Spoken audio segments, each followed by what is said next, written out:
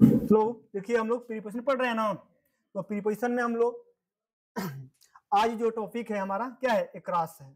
तो जो हमारा टॉपिक एक्रास है हम आपको थ्रो पढ़ा चुके हैं। थ्रो और एक्रास है ना, एक जैसे दोनों प्रीपोजिशन है। अगर हिंदी अर्थ पर जाएंगे तो दोनों का अर्थ एकदम सेम एक जैसा होता है, लेकिन देखिए इन दोनों में डिफरेंस बहुत है ना। तो हम इन दोनों बातों को समझने के प्रयास करेंगे और मैं समझाया भी था आपको। और आइए हम आज एक्रास शुरू करते हैं।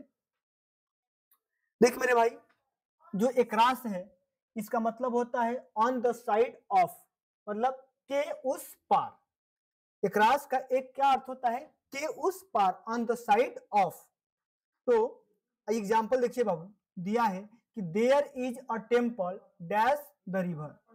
यानी कि देयर इज अ टेम्पल, एक टेम्पल है, एक मंदिर है, डैश द रिवर, नदी के उस पार, है ना। अब देखो एक भाई आपको बात समझा दो, देखो ध्यान से, जिसे हम लोग थ्रू भी पढ़े हैं,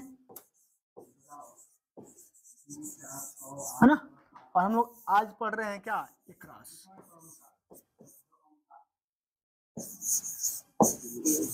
हाँ? देखो जैसे थ्रो का मतलब होता है ऐसे चलना, है ना। जैसे मान लो ये सड़क है, ये क्या है, सड़क है, तो थ्रो का मतलब होगा ऐसे चलना, है ना। अगर ये जंगल है तो ऐसे इससे होकर गुजरना।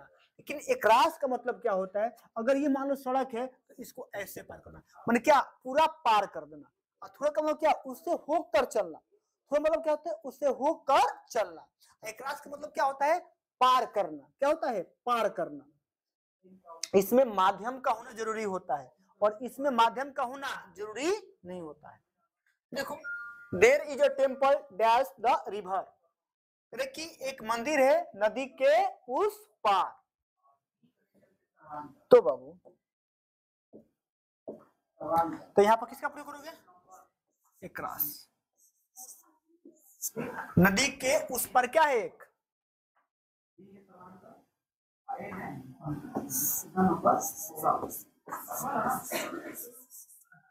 अब देखो अगला, देयर इज माई हाउस, मेरा घर है। देयर इज माई हाउस, मेरा घर है, डैश द रोड, सड़क के उस पार।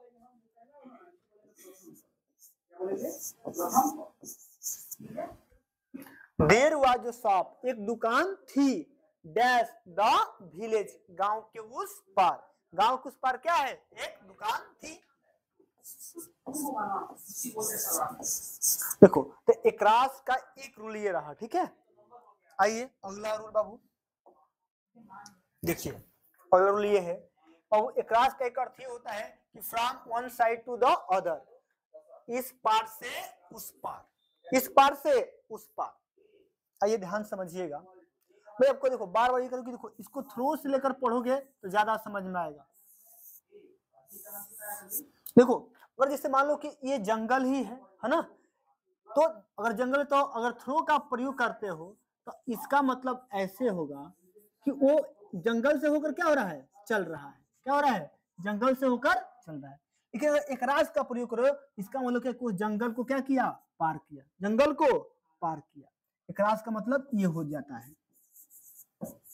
आइए समझिए, देखिए मेरे भाई, पहला दिया है कि there is a bridge across the river, है ना।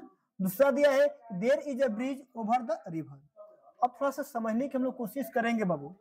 आइए इसको हटाते हैं और समझिए ध्यान से।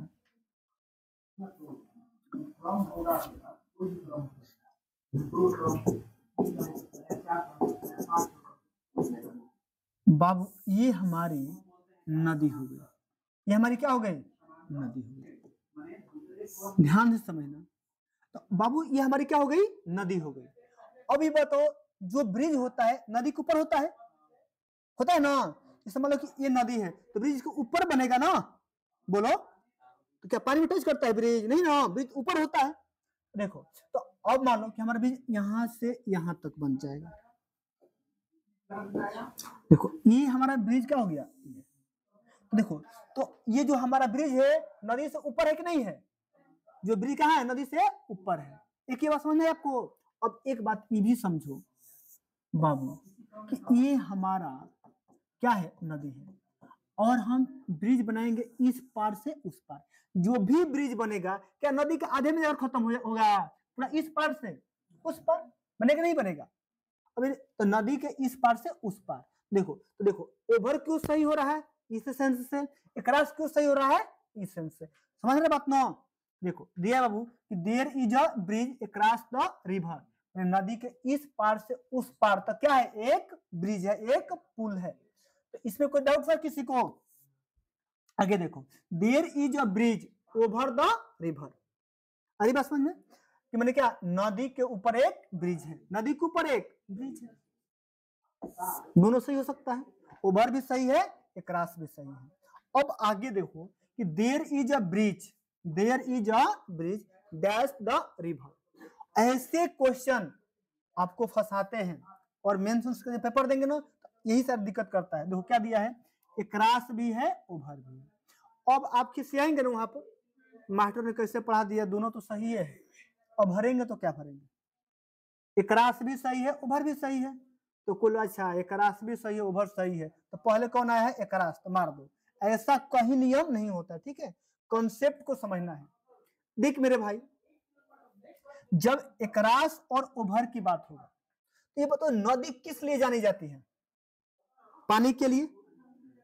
नदी के लिए रहती है, पानी के लिए। और जो ब्रिज होगा वो कहाँ होगा, नदी के ऊपर होगा, नदी के ऊपर होगा। इसलिए जब भी आपको इस कंडीशन में हमें चूज करना हो किसके, क्रॉस और ओवर को, क्रॉस और ओवर को, तो हम हमेशा किसको चूज करेंगे। बात तो समझ नहीं आप लोग को।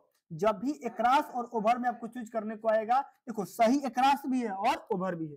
अरे वो समझे कि जब दोनों हैं, इसे किसी टीम के दो खतरनाक बैट्समैन है ना, आज 10 प्लेयर हो गए, दोनों में से किसी एक को चुनना है, तो जो उसमें जो भी थोड़ा सा जो बेटर है उसको चुनते हैं हम लोग। ठीक उसी तरह से कि सही दोनों हैं, है ना, लेकिन इन दोनों में बेहतर कौन है, ओवर। क्योंकि देखो नदी का मूल क्या है, पानी के लिए, पानी है, और हमेशा ब्रिज कहाँ होगा, पानी के ऊपर। आइए ये समझिए ध्यान से, ड्यूरिंग द लास्ट स्टॉर्म, पिछले तूफान के दौरान, ए ट्री फेल, एक पेड़ गिर गया, डैश द पिट, एक गड्ढे में।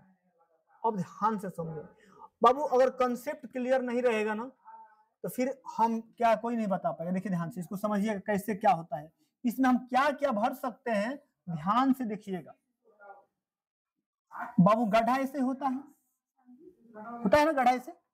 अब ब्रिज गिरे,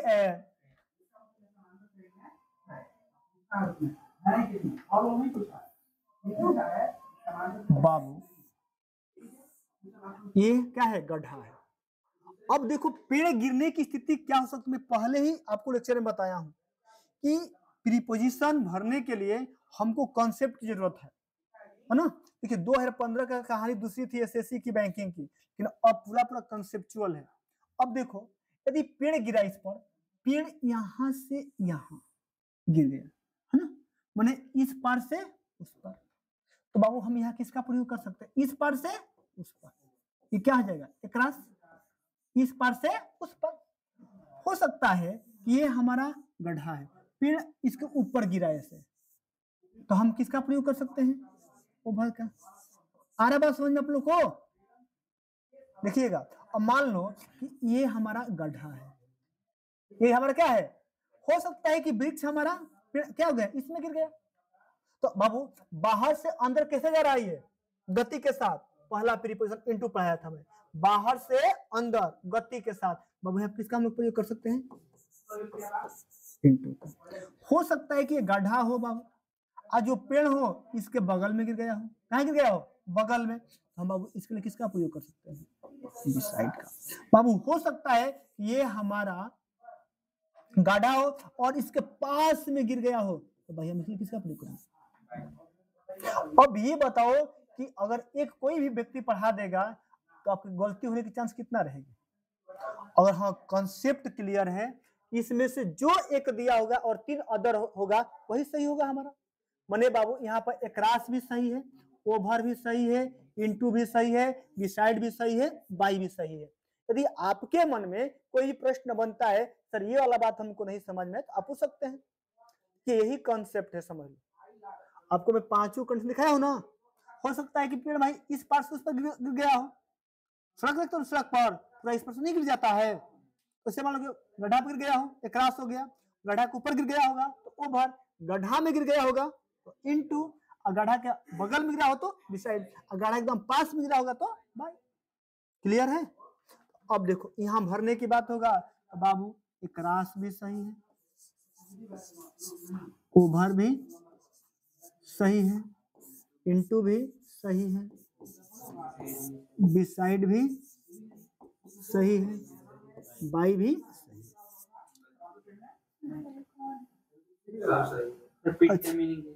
पीठ में गड्ढा, इसमें सही कौन है? ये सबके सब सही है। अब देखो एग्जाम में कैसे क्वेश्चन पूछेगा। अब मानो हमारा एक ऑप्शन दिया है इन, एक दिया है टू, एक दिया है फार और एक दिया है डी। अब इन चारों में से कौन भरोगे बताओ तो। इसी यहाँ पर देखो चार ऑप्शन दिया है, इन चारों में से कोई एक भरना, क्या भरोगे? क्रॉस भर दोगे यार। मान लो ये दिया है, फिर इन दिया है ना, ये दिया है और डी ऑप्शन आपका ओवर हो गया, अब क्या भरोगे? ये चारों थोड़ी भी ऑप्शन में आएगा है?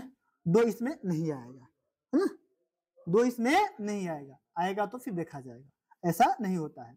जो होगा मैं आपको पहले ही बता देता, ठीक है? आपको समझ में आया बात ना? बोलिए। इसमें से कोई एक ही रहेगा और अदर तीन रहेंगे ऑप्शन, तो जो इसमें से है वो आपका सही हो जाएगा। क्लियर है? कोई दिक्कत इसमें किसी को? तो देखिए हमारा एक रास क्या हो गया, खत्म हो गया। ठीक, बस इतना ही रहने देते हैं, है ना।